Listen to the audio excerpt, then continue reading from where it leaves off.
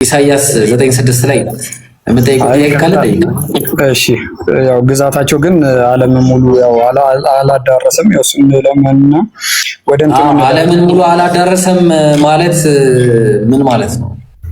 ኦሜጋ ቅድም ያሳየኝ ካርታ የዓለማችን ግማሽ ነው። ወደፊት ያዳርሳል። ገና ዓለምን ሙሉ አዳርሷል። አሁን ለወደፊት ከሆነ እሺ እሱን እናየዋለን። ከቁጥር 6 ላይ ደግሞ ሕፃን ተወልዶልናል ወንድ ልጅም ተሰጥቶናልና ይላል። ወንድ ልጅ ተወልዶልናል የተባለበት የቁርአን ወይንም የሌላ ክፍል ለሳቸው የሆነ እስኪ ማስረጃ እስቲ። ነብዩ ሰለላሁ ዐለይሂ ወሰለም ሴት ናቸው የተወለዱት? አይ ወንድ አይደለም እንዴ? የተወለደ ማአት ወንድ አለ ታዲያ? ፕሮፊሲኮ ነው። ለወንድ ፕሮፊሲኮ ነው ብራዘር።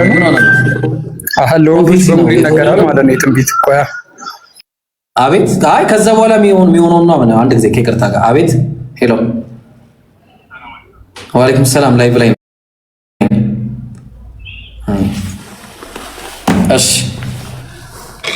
እሺ አሁን ጥያቄ ካለ ጠይቅ ብራዘር። ወንድ ልጅ ነብዩ ወንድ ልጅ ናቸው ተሰጥቷቸዋል።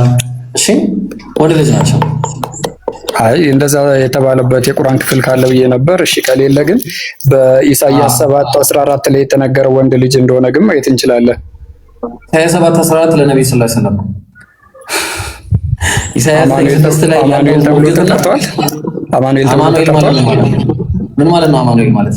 ኢየሱስ ተጠርቷል። አማኑኤል ተብሎ በትክክል ኢየሱስ አማኑኤል ተብሎ ተጠርቷል። አንድ ቦታ አማኑኤል ተብሎ ይጠራል። የተጠራበት ነው ትንቢት የተቀመጠበትን አለ የተጠራበትን አማኑኤል ብላ የጠራችበትን ቦታ ነው ታሰኘሽ። አማኑኤል ተብሎ ይጠራል። እሺ እኔ አመጣለሁ አንተም ታመጣለህ። ችግር የለውም ችግር የለውም። የኔን አሳያለሁ እንዴት እንደሆነ እኔ እነግርሃለሁ። አንተ በትርጓሜ ትሄዳለህ፣ እኔ በቀጥታ ግን እሺ በጣም አንድ ጥቅስ ማቴዎስ ወንጌል ነው የሚያመጣው ጀማ ልብ አድርጎ። እሺ ቀጥል። የታወቀ ነው። ትርጓሜውንም ተናግሮታል። የማቴዎስ ወንጌል ነው የሚለው ብራዘር። እኔ አማኑኤል ብላ ትጠራዋለች የሚል ነው አምጣ። ኢሳይያስ 9:6 ላይ ኢሳይያስ 7:14 ላይ ምንድን ነው የሚለው? ምንድን ነው የሚለው? ኢሳይያስ 7:14 ላይ አማኑኤል ብላ አማኑኤል ብላ ትጠራዋለች። በትክክል እኮ አማኑኤል ብላ የጠራችበትን ቦታ ነው። ንግግሯ ብዙ ቦታ ስላልተጻፈ እዚህ ላይ አልተዘገበም። የለ ከአዲስ ኪድ ከመጽሐፍ ቅዱስ ውጭ ካልክ ደግሞ ብዙ አመጣላለሁ። ኧረ ተው በቃ ተው እንዴ ምን ሆነ ነው? አማኑኤል ብላ ትጠራዋለች። የለም ማስረጃው አሁን እንየው። ኧረ አለ ተው። እሺ የጠራችበትን አምጣው። አማኑኤል ብላ የጠራችበትን ትጠራዋለች ነው የሚለው። የጠራችበትን አምጣ። እሺ አመጣላለሁ። አንተ ደግሞ እስኪ አማኑኤል የተባሉበትን 1000 ዓመት አታመጣም። አምጣ መጀመሪያ 1000 ዓመት ሰጣለሁ። አምጣ። ሰምታችሁልኛል ወገን? እሺ አንተ ግን አሳይ። ወላሂ አሁንም ሱማ ወላሂ 1000 ዓመት ሰጣለሁ። አማኑኤል ብላ የጠራችበትን ቦታ አታመጣም። እሺ ከመጽሐፍ ቅዱስ ውጭ ቢሆን ትቀበላለህ? ቆይ ከመጽሐፍ ቅዱስ ውጭ አማኑኤል ብላ የጠራችው ባይብል ላይ ነው። የቱ ጋር ነው ፍጻሜውን ያገኘው? አምጣ። እንዴ በባይብል ላይ ትጠራዋለች አይልም እኮ ትንቢቱ። እንዴት እና በምን ላይ ነው ትጠራዋለች የሚለው? እሷ በኑሯ ነው ታዲያ አማኑኤል ብላ እንደምጠራው ነው የሚናገረው እንጂ መጽሐፍ ቅዱስ ላይ አማኑኤል ብላ አደከምከን። በቃ ከይቅርታ ጋር ምንም እንትን የሌለው ጥያቄ አታንሳ። እሺ አሁን ኢሳይያስ 9:6 ነው የሚሞግታለ ከክርስቲያኖች። ኢሳይያስ 9:6 ለኢየሱስ ነው ብሎ የሚሞግት ጭራሽ እንደውም እኔ ከይቅርታ ጋር ይቅርታ ሽደን ወይዘሪስ ሰላም ላንተ እንዴት ነህ? ሰላም ብያለሁ። ደስ ቆይ አንድ ጊዜ ይቅርታ። አሁን ለገባችሁ ጸባይ ላላችሁ ሰዎች በጣም ይቅርታ። ግን እኔ እንደ ኢስላሚክ አፖሎጀቲክስ ወይ ደግሞ እንደ ኢስላሚክ አፖሎጂስት ባይብል ላይ ለኢየሱስ ክርስቶስ አምላክነት በተለይ ደግሞ በብሉይ ኪዳን ላይ የሚነሳ አንዱም ጥቅስ ማለት ነው ለነብዩ ሰለላሁ ዐለይሂ ወሰለም ነው። ሁሉም ትንቢተ ሚልክያስ፣ ሐጌ፣ ኢሳይያስ 9:6፣ ኢሳይያስ 7:14፣ ኢሳይያስ 8፣ ኢሳይያስ ስንት ላይ መሰለ? ቅድም ደግሞ የጠቀስኩት አንድ አለ። በቃ በአጠቃላይ ኢሳይያስ ላይ ያሉት የምትጠቅሷቸው ሌሎች እነ ኢሳይያስ ምዕራፍ 40 ቁጥር 3 ላይ ሌሎችም በጣም ብዙ ናቸው። እነዚህ ሁሉ የኦሪት ዘዳግም ምዕራፍ 18 ቁጥር 18 ከ15 ጀምሮ እነዚህ ሁሉ ለነብዩ ሰለላሁ ዐለይሂ ወሰለም ናቸው። አንድ የሚሞግት ክርስቲያን ካለ መጀመሪያ ግን የዛሬው ርዕሴ ኢሳይያስ 9:6 ለማን ነው የሚለውን ደሱ አሁን መቀጠል ትችላለህ፣ ከይቅርታ ጋር ስላቋረጥኩ። እሺ ችግር የለም ወንድሜ። እንዴት ነው? ሰላም ላንተ ይሁን። ደህና ነኝ አልሐምዱሊላህ። ሰላም ላንተ። ኢሳይያስ 9:6ን ስናነበው ድንቅ መካር ይላል። ድንቅ መካር፣ ኃያል አምላክ፣ ዘላለማዊ አባት፣ የሰላም ልዑል ይባላል። ነቢዩ መሐመድ ኃያል አምላክ ናቸው ወይም ኦልማይቲ ጋር ናቸው? አዎ ኃያል አምላክ ናቸው። ማስረጃ ልስጥ። ኦልማይቲ ጋር ናቸው። ኦልማይቲ ጋር አይደለም የሚለው ሲጀመር ከይቅርታ ጋር የሚለው ምን መሰለህ? ማይቲ ዋሪየር ነቢዩ መሐመድ ኦልማይቲ ጋር መሆኑን አሳየንስ። ማይቲ ዋሪየር ነው የሚለው። ምሳሌ ልስጥ። ማይቲ ዋሪየር ነው የሚለው። እሺ አሪፍ ነው። ማይቲ ጋር ነው የሚለው። ቆይ አንተ ና ማይቲ ጋር ነው የሚለው ብሮ። እኔ የማውቀው የዕብራይስጡን ኤልጊቦርን ነው የማውቀው። እሺ ኤልጊቦር ታውቃለህ? መጽሐፉ ነው የሚለው እኮ መጽሐፉን ነው የሚለው። መጽሐፉ የሚለው ኤልጊቦር ነው። ታውቀዋለህ ኤልጊቦር ማለት ነው? አዎ አንዴ ላውጣልህ። ኤልጊቦር ማለት ምንድን ነው የሚለው አሁን እዚህ ጋር ሲያስቀምጥ ተብሎ የተተረጎመው እኮ። አዎ እኮ ላሳየህ፣ እሱ አንተ የምትለውን ላሳየህ፣ ችግር የለውም። በመጀመሪያ ኤልጊቦር እሺ ኤልጊቦር ማለት ቆይ ይቅርታ እንዴ ላስጠጋት እቺን ነገር ላስጠጋት። ኤል ማለት ለምን ይገባል እንየው። መጀመሪያ ኤል የሚለው ኤል ማለት እንግዲህ እንደምታውቀው ይሄ ኤል የሚለው ይታያል። ኤልጊቦር ማለት ከሁለት ቃላት የተዋቀረ ነው። ተግባባን? ኤል እና ጊቦር ከሚባል ማለት ነው። አንደኛ ጋድ ነው፣ ጋድ በሚል ይመጣል፣ ወይ ደግሞ ስሞል ጂ ጋድን በሚል ይመጣል፣ ጉድሊ በሚል ይመጣል፣ ግሬት በሚል ይመጣል፣ አይድል ማይቲ በሚል ይመጣል። ራሱ ኤል የሚለው ቃል ነው ማለት ኤል።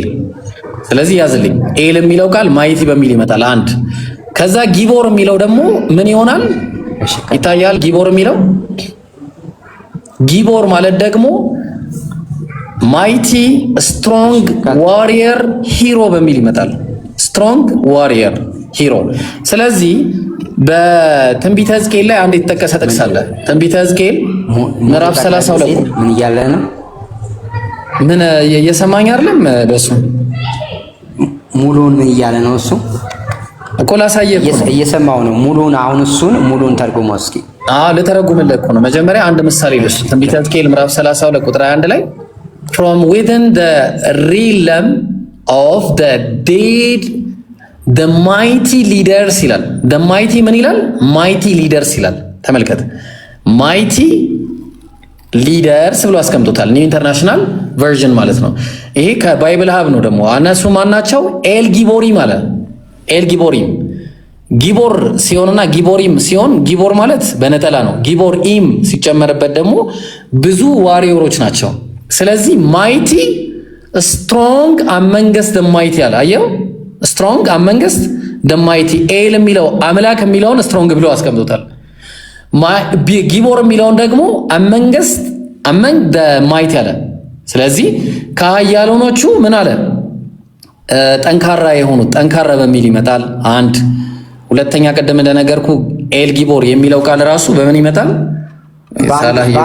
በአንድ ላይ ስተረጉመው ይኸውልህ ኤል ጊቦር ማይቲ ሊደርስ ይላል። ያው ማይቲ ጊቦር የሚለው ኤል ጊቦር ማይቲ ሊደርስ ይኸውልህ፣ ተሰማኝ። ይኸው ማይቲ እየሰማው ነው። ማይቲ ሊደርስ አልኩ። ይኸውልህ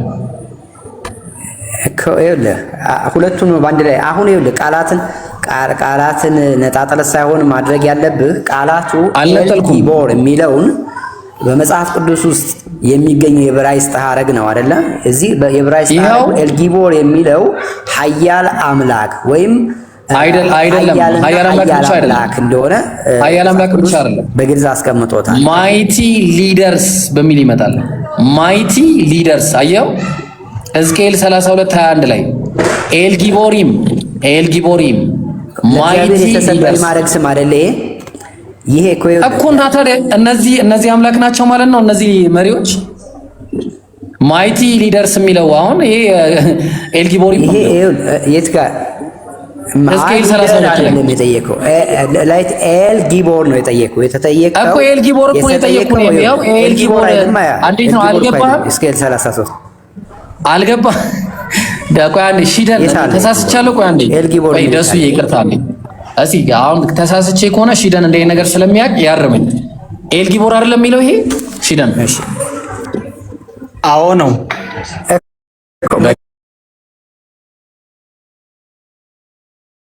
መጀመሪያውን ትራርጋ ይኸውልህ ኤልጊቦር አሁን እኮ ያልተስማማችሁበት አንተ የወሰድከው እኮ ይኸውልህ እየወሰድክ ያለው አንተ ኤልን ለብቻዋ ተረከብ፣ ጊቦርን ለብቻው ወሰድክ። ኧረ ተው እባካችሁ ቆይ አንዴ ኤልን ለብቻው ወሰድክ። እሺ አንተን አይደለም ደሱ ጣልቃ የገባው ሰው ነው። እንደዛ ካዶሽ ነው። እሺ አንተን አይደለም ደሱ። አሁን አንተ ያደረከው ነገር ምን መሰለህ? ኤልን ለብቻው ወሰድክና ትርጉም ሰጠኸው። ጊቦር የሚለውን ለብቻው ወሰድክና ትርጉም ሰጠኸው። ከዛም በኋላ የራስን አንድምታ መተርጎም ጀመርክ ማለት ነው። ደሱ እኔ ነኝ የሰጠው እንደዛ ብዬ ኤል ጊቦር ቆይ አንዴ ወንድሜ፣ ኤል ጊቦር በሚለው ቃል በመጽሐፍ ቅዱስ ውስጥ ኤል ጊቦር የሚለው ቃል ኃያል አምላክ ተብሎ ነው የተተረጎመው። ኃያል አምላክ ነው የሚለው። ስለዚህ እንደዛ ነው የተተረጎመው። ካለብህ እንደዛ ብቻ ነው የሚለው። ኤል ጊቦር የሚል ዋዳዝ ሚን ይኸውልህ ዲፋይን አድርግልኝ። ግባና ኤል ጊቦር ይሄውና እኮ ይሄ ምንድነው ኤል ጊቦር የሚለው? ኤል ጊቦር ይላል እኮ ይሄውና። ኤል ጊቦር ማውጣት ያለብህ እንደሱ እኔ ለይቼ አይደለም። ምን ሆነ ነው? ይሄው ማይቲ ሊደርስ ብሎ አስቀምጠውታል ኢንተርናሽናል ቨርዥን ላይ። ኒው ኢንተርናሽናል የትኛውንም ቨርዥን ማየት ይችላል። ማን ነው? መሪዎች ናቸው እነዚህ መሪዎች ናቸው። ምን አለ? ይኸውልህ from within the realm of the dead the mighty leaders will say of Egypt and her allies አለ። ይሄ ትንቢተ ሕዝቅኤል ምዕራፍ 32 ቁጥር 21 ላይ የተጠቀሱ መሪዎች ናቸው። ምን አላቸው? ኤል ማለት ይሄ ቃል የት አለ? ይኸውና ይሄ ቃል ያው ዕብራይስጡ እንድታይ እኮ ነው ያመጣው ለኤል ጊቦር የሚለው። ይሄው ምን ይላል? እስቲ አንብበው። ኤል ጊቦር አይልም? ኢሳይያስ ላውጣልህ። ቆይ ይኸውልህ እኔ ያወጣሁት ይሄ ኤል ጊቦር አይልም ወይ? ቆይ አንድ ጊዜ ደሱዬ ከይቅርታ ጋር እባክህ፣ ይሄ ኤል ጊቦር አይልም? እስኪ በዚህኛው በኩል አይታይም። ወደዛ እንትን አያደርገኝም፣ አይታየኝም። ይሄንን ነው ብለህ ይኸው። እሺ ተጠቁመኝ። ኤል ጊቦሪም አየው። እሺ እሺ አሁን ይሄ ማን ላይ ነው ያመጣው? 32 ላይ ቁጥር 21 ላይ ነው አይደል ያመጣው? አዎ። ስለዚህ ኤል ጊቦር የሚባለው እዚህ ቦታ ላይ ለዚህ ወይም ኃያል ለሆነው ለሊደሮች ተጠቅመውበታል። አሁን የተጠየቀው ያመጣው ሐሳብ ኢሳይያስ 9 እኔ ምሳሌ ነው ያመጣው። ኢሳይያስ 9 ቁጥር 6 ነው። ኢሳይያስ 9 ቁጥር 6ን እንደሱ አንተ እንደተረጎምከው ብሎ የተረጎመ እስኪ አምጣልን። አንድ ላምጣልህ። በጣም ጥሩ አሪፍ ጥያቄ ጠይቀኝ። በቃ አሪፍ ጥያቄ። እኔ እንዳልኩትና የተረጎመ ሰው ግሪክ ሰብቷጀንት ታውቃለህ? ግሪክ ሰብቷጀንት አውቃለሁ። የሰብቷጀንት መጽሐፍ ምን ይላል እስቲ እንየው። አንተ የምትለው ጭራሽ የለም። ይኸው Brenton Septuagint translation for a child is born to us and a son is given to us whose government ያነበብኩልህ ነው። ቆይ አዳምጠኝ። የሰብቷጀንትን አይደለም እኔ የሚቀበለው የአይሁዶች የለም የአይሁዶች ሰባ ሊቃናት እኮ ነው። ሰባ ሊቃናት ውጭ ነው ያልኩህ፣ ከነሱ ውጭ እና የራሳቸው አይሁዶች እና ኧረ ወላሂ ደሱ ሙድ እያስክ ነው። ወላሂ ቆይ አዳምጣለህ።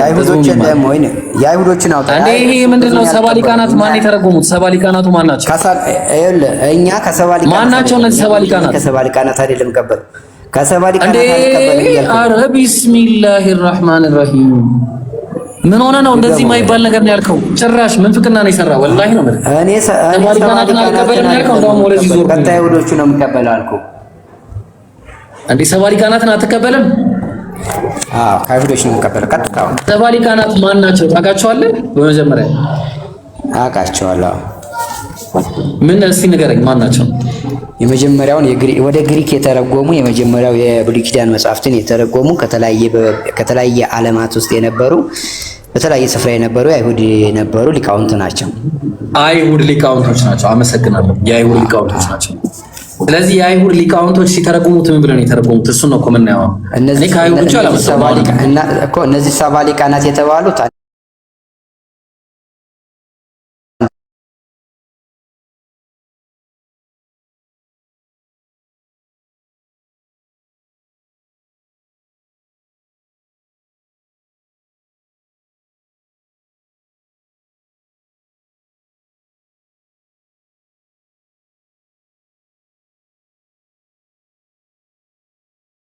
ስለዚህ እኮ ይኸው ለነዚህ መታያቸው ያቸው ለምሳሌ ይሄንን ይኸው ለአምሳ ባይብል ይላል። እንደገና አፕሊታ አለ። ከዛ ደግሞ ጄኤስፒ ታናክ አለ።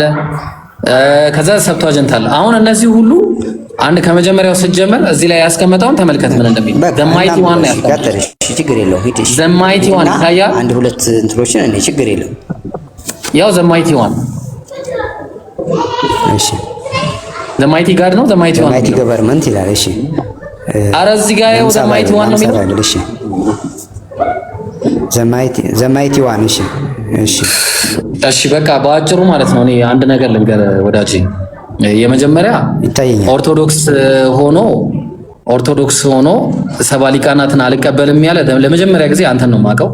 እኔ አላቅም እንደዛ የሚል ምናልባት እኔ ተሳስቼ ከሆነ አርሙ ክርስቲያኖች ካላችሁ። ሰባ ሊቃናትን አልቀበልም የሚል ኦርቶዶክስ አለ ገብቶ ማነው ይቅርታ ጴንጤ ሰባ ሊቃናትን አልቀበልም የሚል ጴንጤ አለ። ኦርቶዶክስም ጴንጤም በስምምነት የሚቀበሉት እንደውም ከሁለቱ ከማሶሪቱ ከአይሁዶች ነው የተቀበልነው እኛ አረ ከማሶሪቱ ራሱ ታማኒ የሚቀበሉት ይሄን ነው። እየሰማኝ ነው። በቃ ጥቅሱ ላይ እንሞግት። ጥቅሱ ላይ መሞግት ይሆነ ጥቅሱ ላይ ትንሽ ችግር ስላለበት የነሱ ኔትወርክ በጣም ይቆራርጣል መሰለኝ። ላግ እያረክ ነው ደሷ ይቀጣጣ። አዎ ኔትወርክ በጣም ላግ እያረከ ነው። እኔ ግን ኢብሮ ኤብሮ ግን እኮ እሺ ደን ቆይ አንዴ ደስ ይቅርታ ጋር ኔትወርክን አስተካክል። ደሱ አንዴ እሺ ደን ቀጥላለን። እኔ ለኢየሱስ ክርስቶስ ነው ብዬ ያልኩት አንተ ልትል ትችላለህ። ምክንያቱም አትበላ አልልም። እኔ አሁን ትንቢቱ መጀመሪያ በቃሉ መሰረት ነው የምንሄደው ተባብለናል ቀደም። ሶ ያንተ ሊኔጅ አለኝ ከዚህ ሂስትሪ ጋራ የሚያያዝ ነገር አለ አልክ። ኢትስ ኦኬ። እኔ ለኢየሱስ ክርስቶስ ነው ብዬ ያልኩት ይህ ትንቢት በሙሉ ኢሳይያስ ላይ ያለው ስለ ሕፃኑ የሚወራው አሁን ስትከራከሩበት የነበረው ወሬ ላይ ነው። አሁን ቶፒክ ላይ ስታወር የነበረው እሱ ደግሞ የዳዊት ዙፋን የሚል ታሪክ ነው። ሶ የዳዊት ዙፋን አለው። የዳዊት ዙፋንን የሚያስቀጥለው ማን ነው? ከዳዊት ዙፋን የሚገኘው ነብዩ መሐመድ ናቸው ወይስ ኢየሱስ ክርስቶስ? አዎ በመጀመሪያ ደረጃ ኤልጊቦር ላይ እንስማማ። ሺዳን ከዛ በኋላ ኤልጊቦር ኃያሉ አምላክ ድንቅ መካር ኃያል አምላክ ብለን ነው የተረጎመው እኛ። እሺ ሰብቷጀንት ምን ብሎ ነው የተረጎመው? ማይቲ ዋን ብለውታል። ማይቲ ዋን ብሎታል። ሲጀመር ኤልጊቦር የሚለውንም ትተውታል። የለም ምንድነው ብለው ማይቲ ማለት እኮ ኃያሉ ማለት ነው። ማይቲ ዋን ኦንሊ ዋን ማለት ጋድ ነው እሱም ሲጀመር አይደለም እንዴ? ምን ሆነ ነው? እና እነዛ ቅድም ማይቲ ሊደርስ ተብሎ የተቀመጡት ሕዝቅኤል 32 21 32 ላይ የተጠቀሱት አምላክ ናቸው። ማይቲ ሊደርስ አይደለም ማለት አምላክ የሚባለው ቃልም እኔ በግዕዝ ለብዙ ሲጠቀሙበት እኔ እኮ አውቃለሁ። አማልክት ዘበምድር የሚባልም አለ እኮ እሱ። በቃ ስለዚህ አሁን የተጠቀሰው ከቁጥር 1 ጀምሮ ቀደምም ሳሳይ መጀመሪያ ከቁጥር 1 ጀምረን ብናየው ስለ ንፍታሌምና ዛብሎን ማየት አለብህ። ቁጥር 2 ላይ ጀንታይሎች ጋር ሄዶ ነው ይሄ ነገር የሚፈጠረው ብሏል። 4 ላይ የሚከሰተው 300 ሆነው የምድያምን ጉዳይ አንስቶ ይናገራል። 6 ላይ ሲናገር በአለቅነትም በጫንቃው ላይ ይሆናል ብሎ ስለ አለቅነት በጫንቃው ላይ መሆን እኛ ምን ተረጉምበት ነገር አለ። እንግዲህ እንዳየው ቅድም እንዳሳየው ማለት ነው። አለቅነቱ የምንድን ነው? አለቅነቱ ምንድን ነው? ፊዚካል ኢምፓየር ነው የሚያወራው ወይስ በኃጢአትና በሞት? ፊዚካል ኢምፓየር ነው የሚያወራው። ፊዚካል ኢምፓየር እና የማህተምን አስመልክቶ ነው። አንደኛ ነብዩ ሰለላሁ ዐለይሂ ወሰለም ጫንቃቸው ላይ ማህተም አላቸው። እዚህ ጋር ኃላፊነት ነው ያ። እሱ ሪስፖንሲቢሊቲ ኦን ዘ ሾልደር ነው። እሱ ሾልደር አለቅነት ጫንቃ ላይ ነው። ሁለቱም ነው ምን ይዘው? እሺ ደህና አንተ ስላልክ እኮ አይደለም እኛ ሁለት ነው ምን ይዘው? ይኸውልህ እሺ ያዙ ሁለቱ። እሺ የዳዊት የዙፋን ወራሽ የሆኑበትን ግን የለም እዛ። እሺ ቆይ እንመጣለን። ወላሂ እንመጣለን። ዳዊት ወራሽ ማለት ምንድነው የሚለውን እንመጣለን። ከዛ ደግሞ ካውንስለር እና ወንደርፉል ካውንስለር ተብሏል። ወንደርፉል ካውንስለር ማለት ቁርአን ላይ ሐዲስ ላይ በስርዓት የተቀመጠ አለ። ሰዎችን ፒስ ሜከር የሆነ ማለት ነው። ሰዎችን አንድ ፒስ ሜከር እና ወንደርፉል ካውንስለር የሚለው ተመሳሳይ የሆነ ትርጉም ነው ያላቸው። ሰዎችን አንድ የሚያደርግ ፒስን የሚያመጣ የሚያስታርቅ፣ በሰዎች መካከል ምክክርን የሚያደርግ ነብይ ነው። የሚመጣው ማለት ነው። ሶ ይሄ ሶስተኛው። አራተኛው ደግሞ ኤቨርላስቲንግ ፋዘር የሚላለ ይህንንስ እንዴት ታየዋለህ? ጥያቄ ያለ እዚህ ላይ ወይስ ሊድ? እሱማ የዘላለም አባት ነው። አዎ ዘላለም አባት ማለት ኤቨርላስቲንግ አብያድ ነው። የዚህ ትርጉም አብያድ ይባላል። ያቺ ቅድም ያለፍካት ወደዚህ አታደርስም እንጂ እዚህ ከደረስክ ልትል ትችላለህ። ግን ያቺ አላህ አልጃብር የምትለዋ ቃል በምን ጥሳት ነው? ይችን ቃል ማለት ይሄ ማይቲ ጋድ ብለህ የተረጎምካት ማይቲ ጋድ ብለህ ማይቲ ዋን ብለህ የተረጎምካት ቃል እኮ ተሳስተህ ነው ያለፍካት።